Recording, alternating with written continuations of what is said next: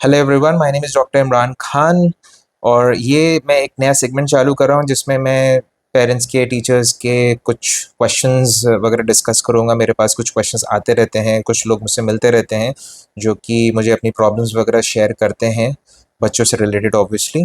सो उनको सॉल्व करने की कोशिश करेंगे and I will create videos for for these questions so that कभी ये आर्काइव में रहेंगे, तो हमें जब आपको जब भी इसकी हेल्प या इन वीडियोस को देखने की ज़रूरत पड़ेगी तो you can go through these videos and obviously benefit from it. तो जल्दी से हम लोग ये छोटे छोटे वीडियोस होंगे, ज़्यादा बड़े वीडियोस नहीं होंगे। सो पहले हम लोग क्वेश्चन लेते हैं कि एक टीचर हैं, वो अपने क्लास में थी, तो उनका जो बच्चा था, उनका एक स्टूडेंट था, वो पैर बाहर निकाले हुए था while he was sitting in the classroom. So ma'am ने बोला कि नाम नहीं बताया उन्होंने, तो मैम ने बोला कि पैर अंदर कर लो, तो उसने नज़रअंदाज कर दिया। तो ma'am was taken aback by this.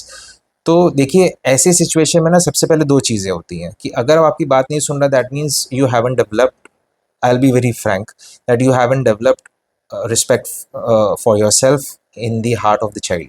Heart of the child की मैं बात बोल रहा हूँ, राइट? तो वो सबसे पहला चीज़ है, वो रिस्पेक्ट डेवलप करना।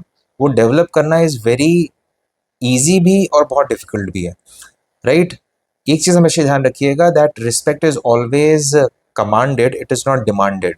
तो इस तरीके से आपको डेवलप करना है। एक सिंपल सी चीज़ ये है कि अगर आप, बच्चा ये सोचने लग जाए कि ये जो टीचर हैं ये मेरे बारे में हमेशा अच्छा सोचती हैं and whatever that she is thinking और he is thinking is good for me, अगर बच्चे के जहन में ये चीज़ आ जा रही है तो बच्चा आपको ब्लाइंडली फॉलो करने लगेगा, बिलीव मी, राइट?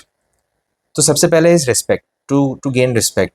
सेकेंडली, कि वो जब नहीं सुन रहा है आपकी बात तो आप उसे दोबारा बोलिए, उससे एक बार नहीं दोबारा बोलिए, ज़रूरत पड़े तीसरी बार बोलिए कि बेटा पैर अंदर कर लो, बिकॉज तुम्हारे पैर से कोई टकरा के गिर जाएगा, फिर उसको माउथ से ब्लीडिंग वगैरह हो सकती है। Do you want this?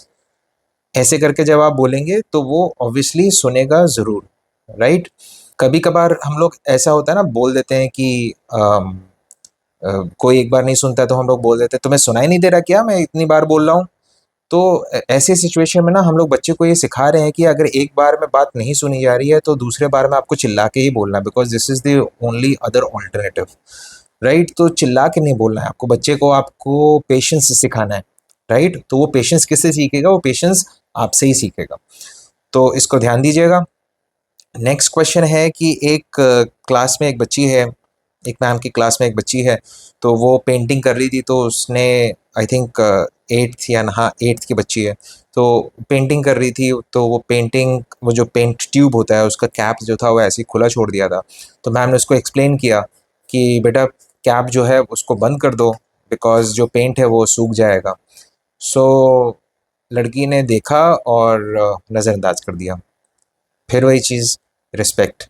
आप जो बोल रही हैं, अगर बच्चे के जहन में ये आ गया कि मैम जो बोल रही है, मैम मेरे बारे में अच्छा सोचती हैं और मैम जो बोल रही है इज़ गुड फॉर मी, तो वो आपकी ब्लाइंडली आपकी बातों को फॉलो करेगी या करेगा। सेकेंडली, कि बच्ची की एज ज़्यादा है, उसको भी पता है कि ट्यूब जो पेंट वाला जो ट्यूब है उसके ढक्कन खोलने से वो सूख जाएगा, उसको भी पता है। तो जो चीज़ें उसको पता है वही चीज़ अगर आप उसको बताएंगी तो ऑब्वियसली वो नेग्लेक्ट करेगी, राइट? तो ऐसे सिचुएशन में आप बस उससे ये बोलिए, आप ज़्यादा लंबे सेंटेंसेस बोलने की ज़रूरत नहीं है।